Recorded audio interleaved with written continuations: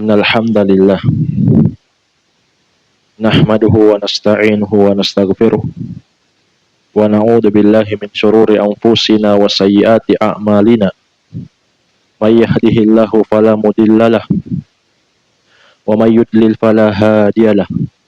Wa asyhadu an la ilaha illallah wahdahu la syarikalah wa asyhadu anna Muhammadan abduhu wa rasuluh. Sallallahu alaihi wa ala alihi wa ashabihi wa man tabi'ahum bi ihsanin ila yaumiddin, amma ba'd. Wa ikhwani fiddin wa akhwati fillah, kaum muslimin dan muslimat rahimani wa rahimakumullah. Semoga Allah Subhanahu wa taala senantiasa mencurahkan rahmatnya kepada kita sekalian. Insyaallah taala pada malam hari ini kita akan lanjutkan kajian kitab Sahih Al-Adabul Mufrad, pembahasan tentang adab-adab di dalam Islam yang diambil dari kitab Al-Adabul Mufrad karya Amirul Mukminin fil Hadits Abu Abdillah Muhammad bin Ismail Al-Bukhari rahimahullahu taala. Sekarang kata beliau rahimahullah, bab man suni'a ilaihi ma'rufun falyukafi'hu. Bab siapa yang diberikan kepadanya kebaikan, hendaklah dia membalasnya. Jadi ini adab di dalam Islam terkait dengan hubungan sesama manusia. Kata penulis rahimahullah, an Jabir ibni Abdullah al-Ansari qala an-nabiy sallallahu alaihi wasallam, datang dari sahabat Jabir bin Abdullah al-Ansari radhiyallahu anhu, beliau mengatakan, Nabi kita yang mulia Muhammad sallallahu alaihi wasallam bersabda, man suni'a ilaihi ma'rufun falyajzihi. Barang siapa yang diberikan kepadanya kebaikan, hendaklah dia membalasnya. Fa illam yajid ma yajzihi falyuthni alaihi. Dan jika dia tidak menemukan sesuatu untuk membalasnya, maka hendaklah dia memuji kepadanya. Dia sebut kebaikannya, atau dia sebut dengan kebaikan. Fa innahu idza athna alaihi faqad syakarahu. Karena sesungguhnya jika dia memujinya, menyebutnya dengan kebaikan, sungguh dia telah bersyukur, berterima kasih kepadanya. Wa in katamahu faqad kafarahu. Namun apabila dia menyembunyikannya, tidak mengakui kebaikan tersebut, maka berarti dia telah mengkufurinya, mengingkarinya. Wa man tahalla bima lam yu'ta faka'annama labisa thawbi zurin. Dan barang siapa yang berhias dengan sifat yang tidak ada padanya, dengan sesuatu yang tidak ada padanya, maka seakan dia memakai dua pakaian kepalsuan. Ini pembahasan tentang adab sesama manusia. Jadi Nabi kita yang mulia Muhammad sallallahu alaihi wasallam mengatakan, mengajarkan, membimbing kepada kita untuk membalas setiap orang yang berbuat baik kepada kita. Jika tidak, maka kita sebutkan kebaikan. Kita berterima kasih, menyanjung dia. Di hadits yang lain, Nabi katakan, man suni'a ilaihi ma'rufun faqala li fa'ilihi jazakallahu khairan faqad ablagha fit thana. Siapa yang dilakukan kepadanya kebaikan, siapa yang diberikan kepadanya kebaikan, kemudian dia mengatakan kepada yang memberikannya, jazakallahu khairan, semoga Allah membalasmu kebaikan, maka kata Nabi, faqad ablagha fit thana, sungguh dia telah bersungguh-sungguh di dalam menyanjungnya atau membalasnya.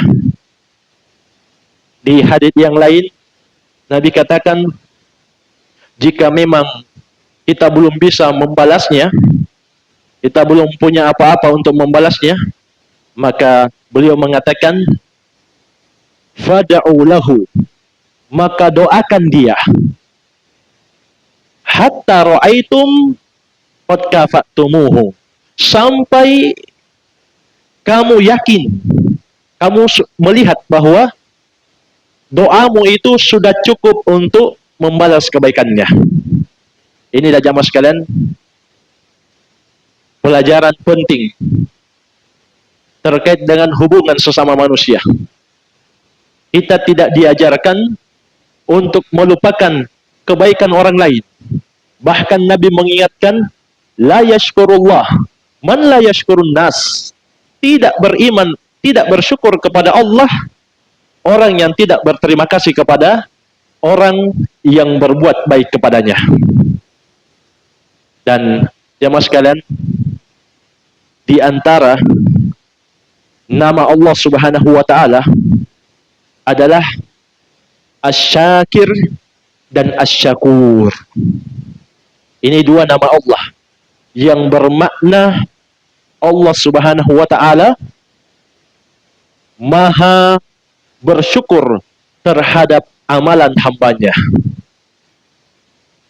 Dan tentunya balasan Allah tidak sama dengan balasan makhluknya.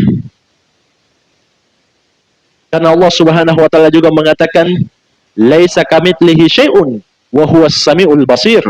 Allah tidak serupa dengan siapapun juga. Dialah Allah yang Maha mendengar lagi Maha melihat.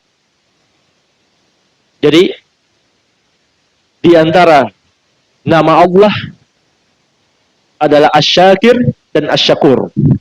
Ini bisa kita baca firman Allah di surat Al-Baqarah di ayat yang 158. Fa innallaha syakirun alim. Maka sesungguhnya Allah adalah Asy-Syakir dan Al-Alim. Demikian pula firman Allah di surat Asy-Syura di ayat yang ke-23.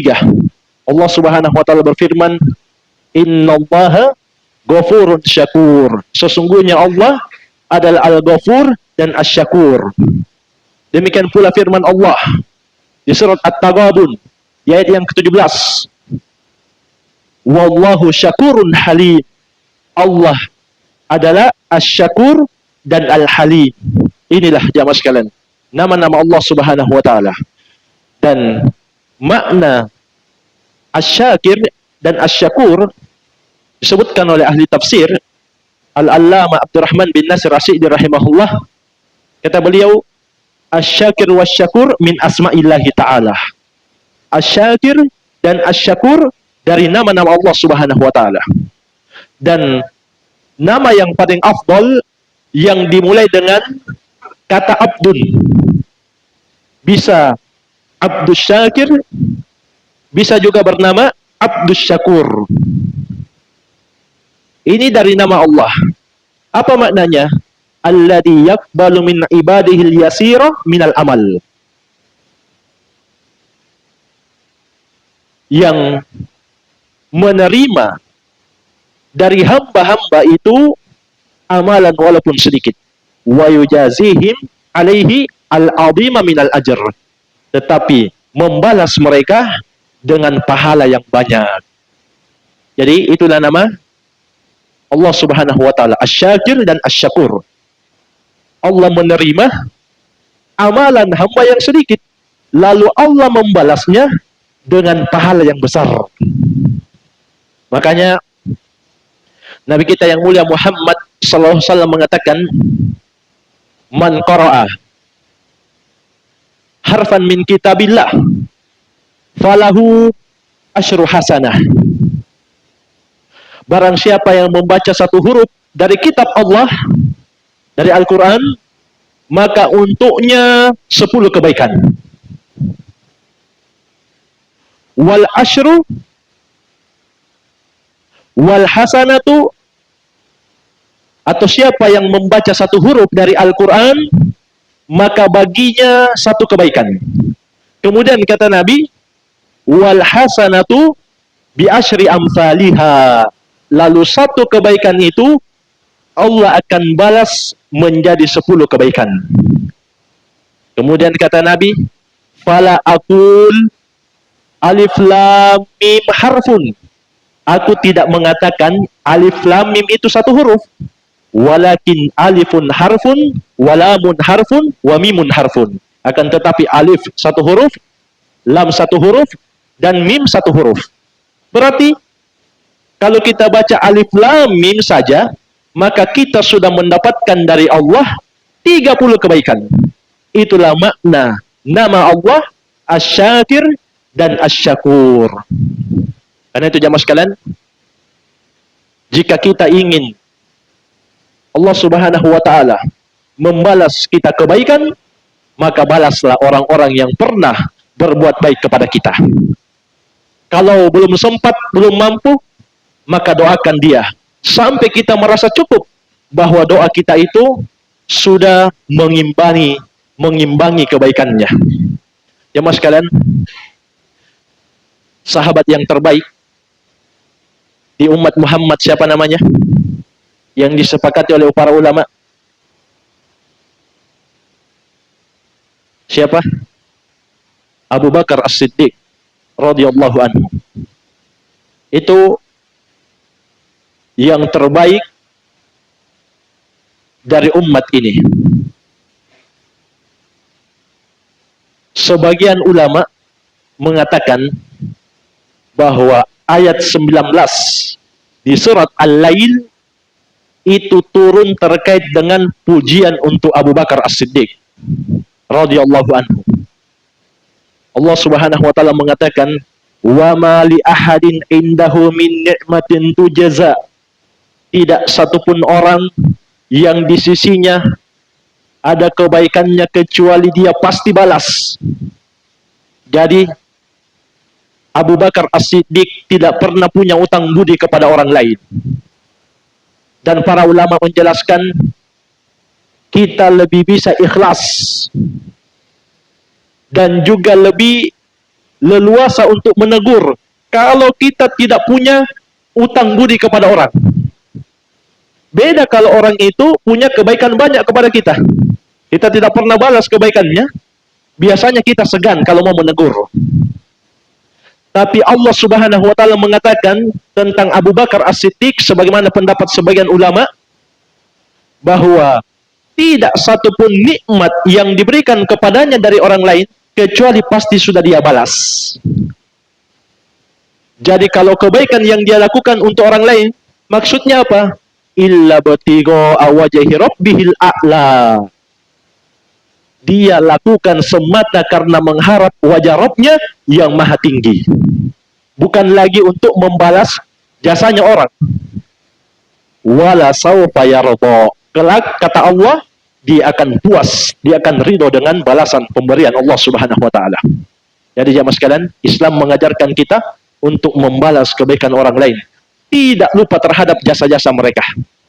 Apalagi orang tua kita, keluarga kita, guru-guru kita, itu semua orang-orang yang punya jasa besar tentunya dalam hidup kita. Tapi para ulama juga menyebutkan hanya satu yang tidak bisa dibalas oleh Abu Bakar As-Siddiq. Hanya satu. Siapa? Kebaikan Rasulullah sallallahu alaihi wasallam kepadanya. Itu tidak akan bisa dibalas oleh Abu Bakar As-Siddiq, tidak akan bisa. Kebaikan, bimbingan, ajakan, pengajaran ilmu dari Nabi tentang Islam kepada Abu Bakar As-Siddiq tidak akan mampu dibalas oleh Abu Bakar As-Siddiq radhiyallahu anhu. Karena itu jamaah sekalian, Aisyah radhiyallahu anha, putrinya Abu Bakar As-Siddiq, sekaligus ummul mukminin, istrinya Nabi Muhammad sallallahu alaihi wasallam mengatakan tentang kondisi bapaknya, kondisi Abu Bakar As-Siddiq. Apa kata beliau? Lastu tarikan syai'an. Kana Rasulullah sallallahu alaihi wasallam ya'malu bihi illa amiltu bihi. Saya tidak pernah meninggalkan satupun juga yang pernah diamalkan oleh Nabi sallallahu alaihi wasallam kecuali saya juga amalkan. Kenapa? Wa inni la akhsha in taraktu syai'an min amrihi an aziq. Karena aku khawatir jika aku tinggalkan satu saja perintah Nabi, saya tersesat. Perhatikan jamaah sekalian, pantaslah kalau beliau menjadi umat yang terbaik setelah Nabi Muhammad atau setelah Nabi dan Rasul alaihi wassalatu wassalam. Abu Bakar As-Siddiq, beliau takut kalau meninggalkan satu perintah Nabi, beliau tersesat. Sedangkan sebagian orang hari ini banyak menyelisihi Rasulullah SAW. Jamaah sekalian, di antara perintah Nabi yang mereka selisihi apa? Nabi melarang kita untuk bersikap loyal kepada hari besar non-muslim. Nabi melarang kita untuk ikut-ikutan di acara keagamaan non-muslim. Namun jamaah sekalian, sebagian orang tidak mengindahkan perintah Nabi Muhammad sallallahu alaihi wasallam.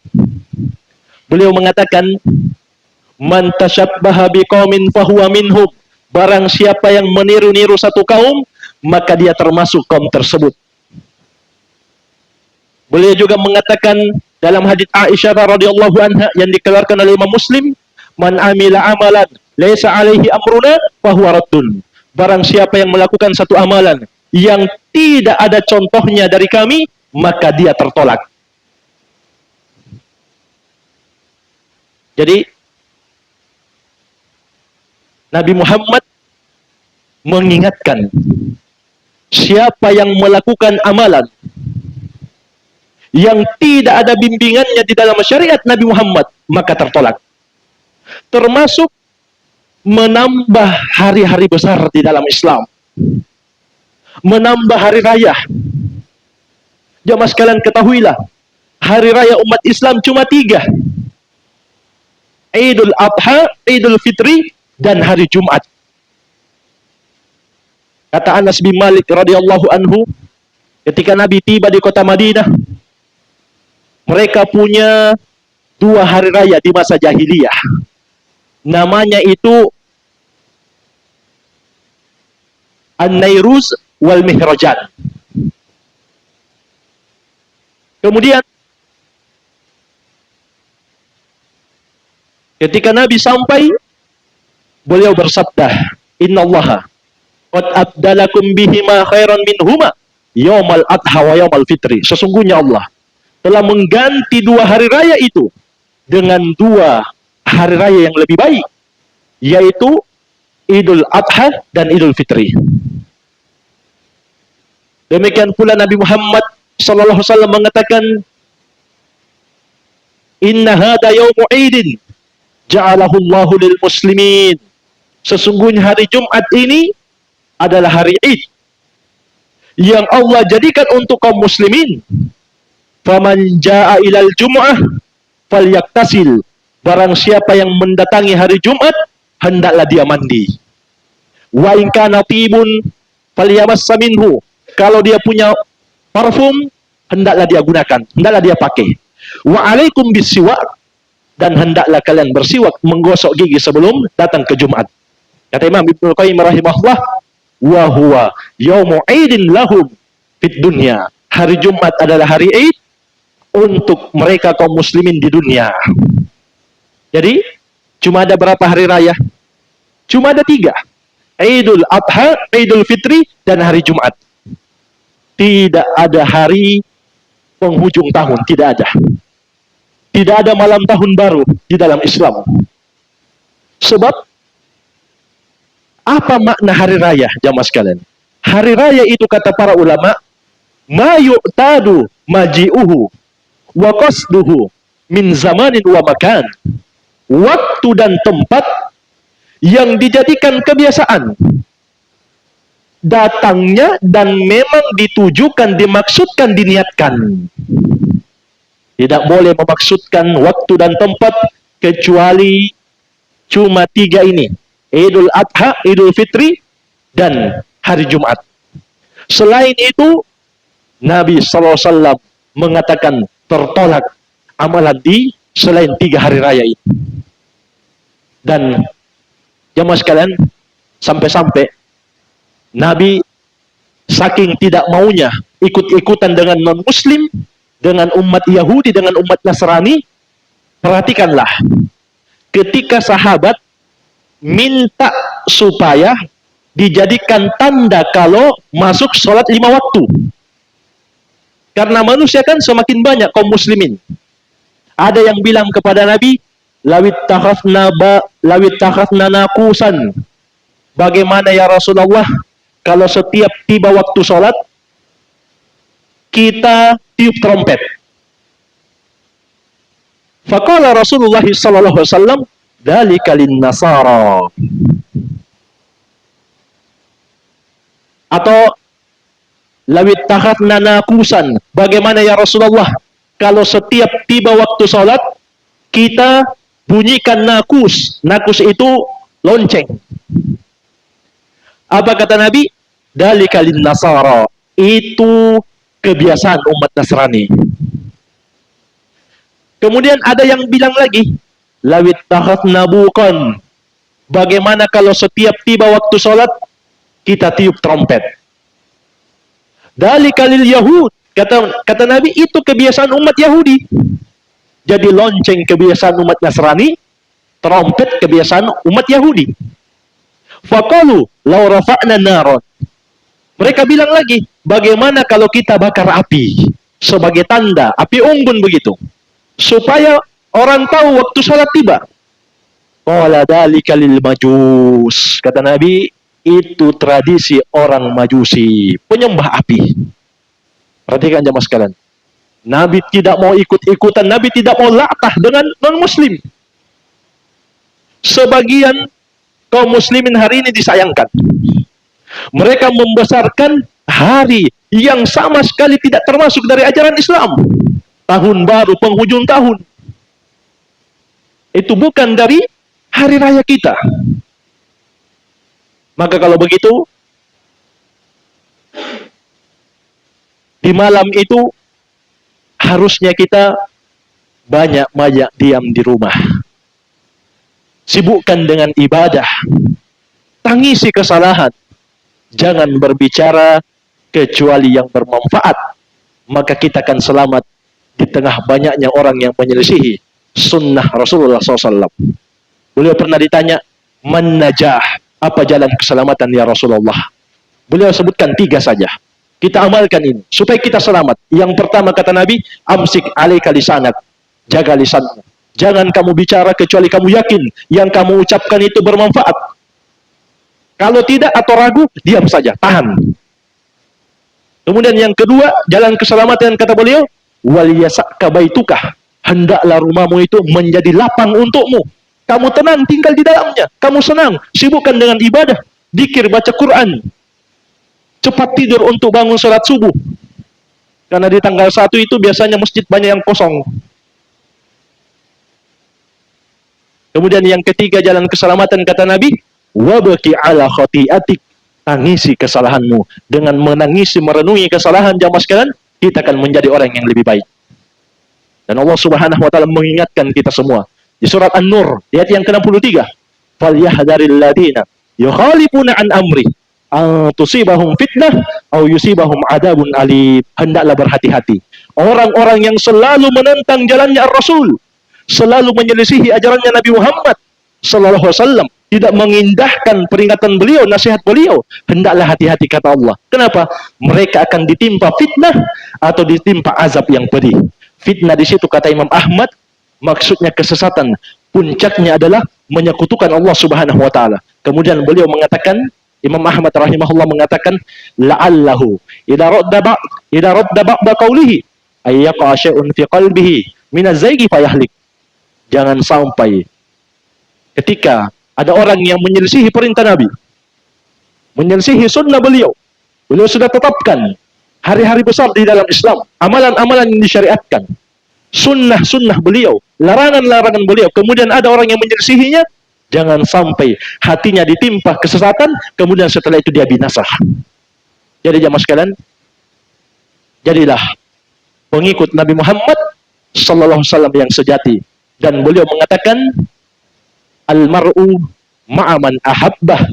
Seseorang itu akan selalu bersama orang yang dia cintai. Maksudnya, ketika di hari kiamat, dia akan dikumpulkan bersama orang yang dia cintai. Kata Anas bin Malik, maka saya pun mencintai Abu Bakar, Umar, walaupun saya tidak bisa beramal seperti amalan mereka, tapi saya berharap Allah Subhanahu wa taala bisa mengumpulkan saya bersama mereka. Jadi jamaah sekalian, inilah peringatan dari Nabi SAW. Baik, mungkin saja yang bisa kita ambil pada malam hari ini. Barangkali yang perlu dipertanyakan, saya persilakan. Wallahu a'lam.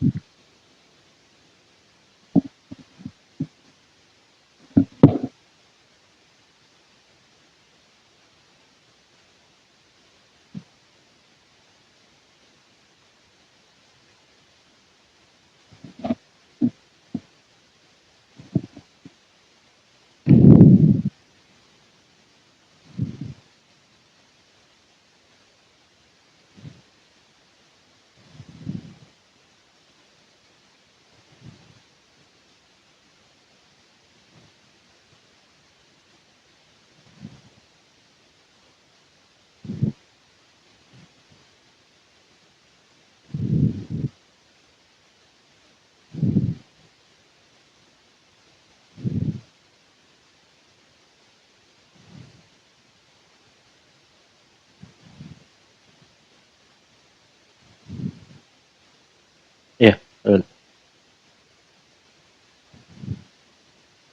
salam.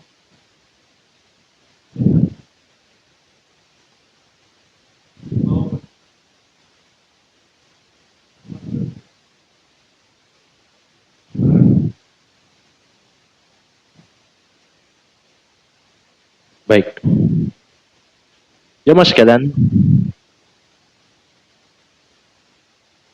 berbuat baik kepada non-muslim dalam hal dunia itu tidak dilarang. Dengan syarat non-muslim itu bukan orang yang memerangi kaum muslimin dan mengusir kaum muslimin dari kampung-kampung mereka. Dan juga perlu diketahui bahwa agama Islam hanya dia satu-satunya agama yang menjaga toleransi. Semua agama selain Islam, toleransinya dipertanyakan. Buktinya mana? Buktinya pembantaian kaum muslimin di negara Palestina. Dibantai oleh umat Yahudi, negara kecil, negara penjajah, perampas tanah, didukung oleh umat Nasrani yang mengklaim sangat menjunjung toleransi. Namun kenyataannya nol besar. Maka tidak ada yang menjaga toleransi kecuali Islam.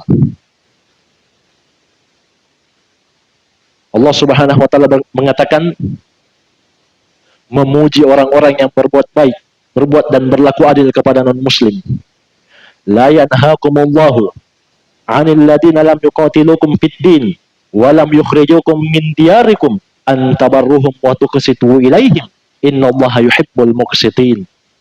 Allah tidak melarang kalian untuk berbuat baik dan berlaku adil kepada orang-orang yang tidak memerangi kalian karena agama dan tidak mengusir kalian dari kampung-kampung halaman kalian.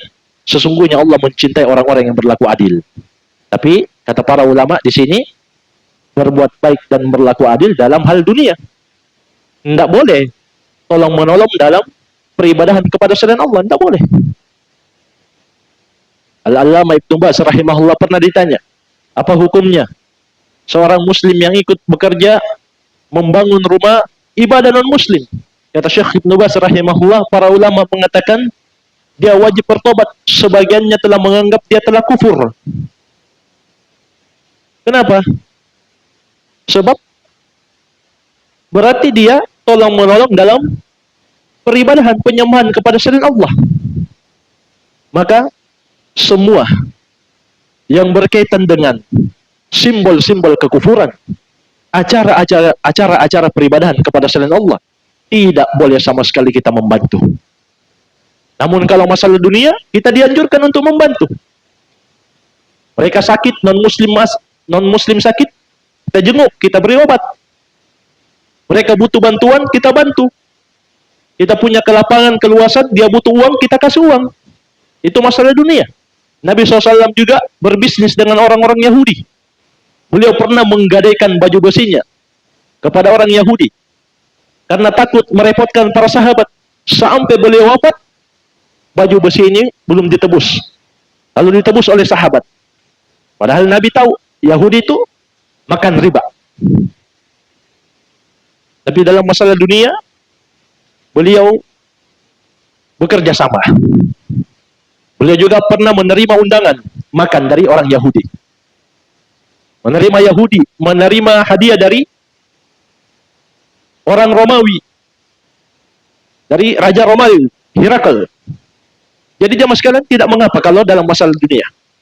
Tapi kalau dalam masalah agama, apalagi menolong mereka dalam peribadahan kepada selain Allah, ini jamaah sekalian tidak dibolehkan sama sekali. Baik, jadi hindari yang seperti itu. Allah Subhanahu wa taala mengatakan, "Wala ta'awanu 'alal itsmi wal udwan." Jangan kalian tolong menolong dalam dosa dan permusuhan. Dan dosa terbesar adalah peribadahan kepada selain Allah Subhanahu wa taala. Allah Subhanahu wa taala berfirman, "Innallaha la yaghfiru ay yushraka bihi wa yaghfiru ma duna dzalika liman yasha." Sesungguhnya Allah tidak akan mengampuni dosa mempersekutukannya, dan Allah masih mungkin mengampuni dosa di bawah syirik bagi siapa yang Allah kehendaki. Jadi, ini jamaah sekalian, kalau terkait dengan agama, terkait dengan peribadahan kepada selain Allah, jangan kita ikut-ikutan, itu lebih selamat untuk akidah kita dan diri kita. Ini wallahu alam. Ada yang lain, saya persilahkan.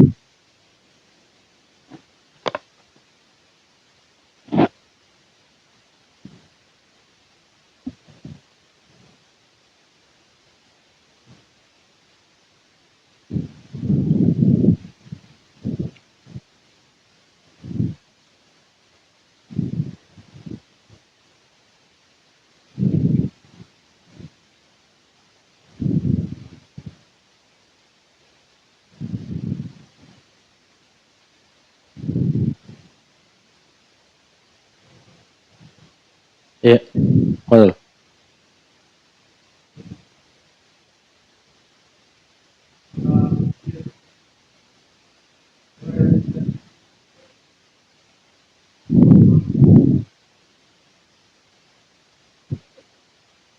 Baik, jamaah sekalian, Jumat itu adalah hari yang Allah Subhanahu wa taala pilihkan untuk kaum muslimin. Jadi tidak sepatutnya dia meninggalkan sholat Jumat kecuali kalau dia punya udzur.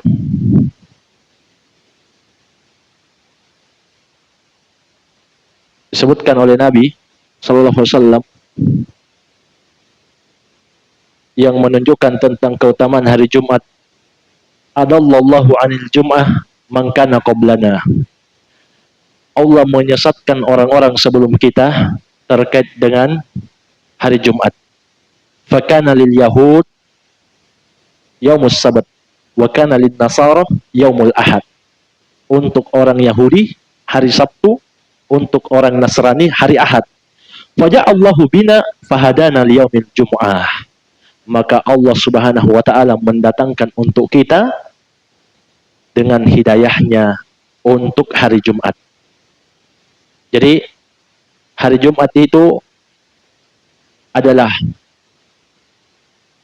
hari yang Allah pilihkan untuk umat Islam.